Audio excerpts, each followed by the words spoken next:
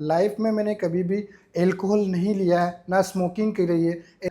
My self doctor Govind कहा। Today we will discuss long term complication of the PCOS metabolic syndrome. Metabolic syndrome का मतलब heart disease जो होती है, heart failure जो होता है, तो आपको स्लीप एपनिया हो सकता है।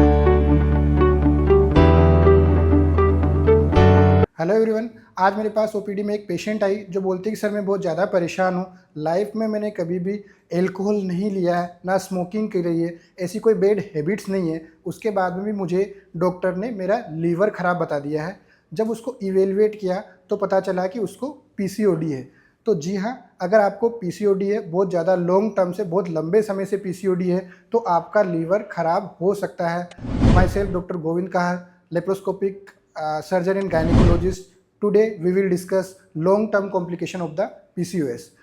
तो जो ये लीवर ख़राब होता है इसको हम बोलते हैं non alcoholic fatty liver disease. जिनमें एल्कोहल नहीं लिया जाता पेशेंट में, उनमें ये हो सकता है और पीसीओडी का लॉन्ग टर्म कॉम्प्लिकेशन है। इसके अलावा क्या क्या लॉन्ग टर्म कॉम्प्लिकेशंस हो सकते हैं पीसीओडी में? Number 1 is metabolic syndrome. Metabolic syndrome का मतलब है कि इसमें आपको 4 या 5 जो होता है, डायबिटीज़ हो सकता है, हाइपरटेंशन हो सकता है, या आपका लिपिड प्रोफाइल जो होता है वो गड़बड़ हो सकता है, या ओबेसिटी हो सकती है। ये वाला जो मेटाबॉलिक सिंड्रोम हो सकता है, ये ओबीस पीसीओएस में 70% पाया जाता है, सबसे ज़्यादा उन्हीं में होता है। लेकिन जो लीन पीसीओएस होता है, थिन पीसीओएस होता है, उनमें भी मेटाबॉलिक सिंड्रोम हो सकता है। और इसके क्राइटेरिया क्या क्या होते हैं? पहला क्राइटेरिया जो होता है उसे हम बोलते हैं वेस्ट सर्कमफ्रेंस। जो आपकी कमर है वो 88 सेंटीमीटर से ज़्यादा हो गई है, या आपका बीएमआई जो होता है 23.5 जो है उससे ज़्यादा हो रखा है।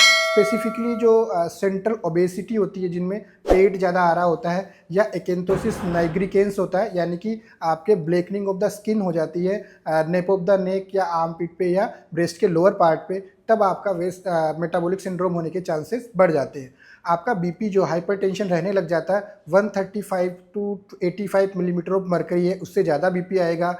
ट्राइग्लिसराइड का लेवल जो होता है वो 150 से ज़्यादा हो जाएगा, या एचडीएल का लेवल 50 से कम हो जाएगा, जिसको हम डिसलिपिडीमिया बोलते हैं। और ये फ्यूचर में हार्ट डिजीज़ जो होती है, हार्ट फेलियर जो होता है, उसको करवाने का पोटेंशियल रखता है। या फिर आपको प्री डायबिटिक्स या डायबिटीज़ हो सकता है। प्री डायबिटिक्स का मतलब ये है कि डायबिटीज़ से पहले की स्टेज जो होती है वो आती है, और इसमें जब आप टेस्ट करवाएंगे तो आपका जो फास्टिंग ब्लड ग्लूकोज लेवल आएगा वो 100 से 126 के बीच में आएगा, या 2 आर पोस्ट प्रेंडियल ग्लूकोज जो आता है 140 से लेकर 199 के बीच में आएगा। या अगर हम HbA1c करवाते हैं तो उसका लेवल 5.7 से लेकर 6.4% के बीच में आ सकता है। इसके जो नेक्स्ट स्टेज होती है उसको हम फुल ब्लोन डायबिटीज़ मेलाइटस बोलते हैं, जिसमें आपका जो फास्टिंग ब्लड ग्लूकोज लेवल होता है वो 126 से ज़्यादा आता है, और जो आपका post prandial 2 hour blood glucose level होता है वो 200 से ज़्यादा आ सकता है।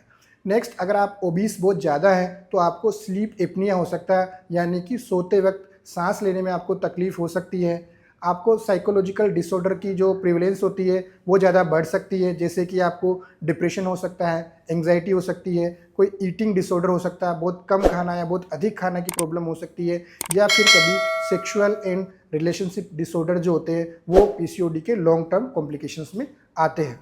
Last but not the least, most important, जिसमें पेशेंट्स मुझे पूछते हैं कि सर पीसीओडी है, क्या मेलिग्नेंसी या कैंसर के चांसेस हो सकते हैं? यस, मेलिग्नेंसी के चांसेस जो होते हैं वो इसमें बढ़ जाते हैं। पहला जो होता है उसे हम बोलते हैं एंडोमेट्रियल कैंसर। ये जो बच्चेदानी होती है उसके अंदर की भित्ति का कैंसर होता है, और इसका रिस्क जो होता है पीसीओडी के पेशेंट्स में लॉन्ग टर्म में ये 3 टाइम्स बढ़ जाता है, क्योंकि ईस्ट्रोजन का अनअपोज्ड एक्शन होता है, जिसकी वजह से एंडोमेट्रियम की ग्रोथ बहुत ज़्यादा होने लग जाती है।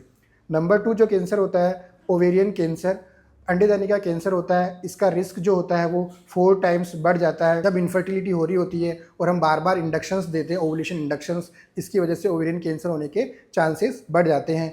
या फिर इसका जो ब्रेस्ट कैंसर के जो चांसेज हैं वो हायर देखे गए हैं पीसीओडी के पेशेंट्स में। आपके या आपके किसी भी दोस्त को पीसीओडी है और लंबे समय से है, तो इन कॉम्प्लिकेशंस को आपको स्पेसिफिकली मॉनिटर करना चाहिए, और टाइमली आपको गायनिकोलॉजिस्ट के पास जाके इनकी सर्विलेंस करवानी चाहिए, ताकि आपके कोई भी फुल ब्लोन कॉम्प्लिकेशन ना हो और पीसीओएस के साइकिल को आप ब्रेक कर सकें। ऐसे और इन्फॉर्मेटिव वीडियो जानने के लिए हमारे चैनल को शेयर, लाइक और सब्सक्राइब करें। Thank you so much. मिलेंगे नेक्स्ट वीडियो में।